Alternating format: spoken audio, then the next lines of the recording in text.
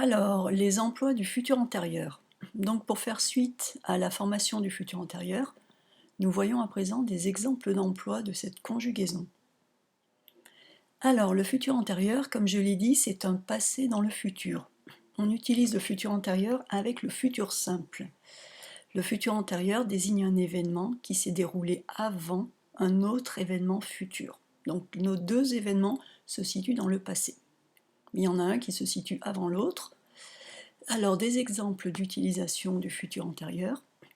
Quand tu arriveras à 13 heures, nous aurons fini de manger. Dans cette phrase, nous avons deux événements. Arriver à 13 heures et avoir déjà fini de manger. Donc si on remet les propositions ou parties de la phrase dans l'ordre chronologique, cela donne « Nous finirons de manger à 12h30 par exemple, et tu arriveras à 13 heures. Autres exemples. Nous partirons vendredi à 19h30, comme cela les embouteillages seront résorbés.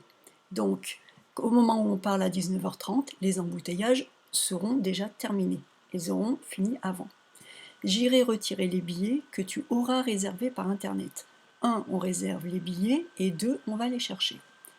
Vous serez interrogé sur les livres que vous aurez lus cette année.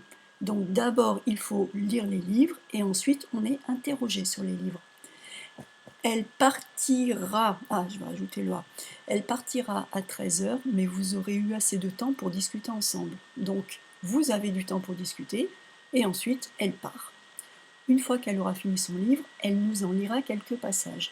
Donc, d'abord, elle doit terminer de lire son livre, et ensuite, elle peut nous en lire quelques passages. Vous ferez cuire le gâteau pendant 20 minutes dans le four que vous aurez préchauffé. On préchauffe d'abord le four, on fait cuire le gâteau ensuite. Et donc, vous remarquez au niveau des usages que comme on sait dans la proposition qui utilise juste le futur et celle qui utilise le futur antérieur, on sait quel événement se passe avant l'autre.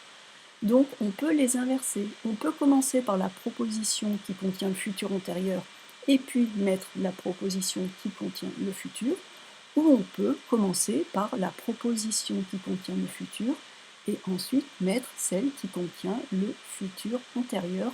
On a le choix, ça nous laisse cette flexibilité.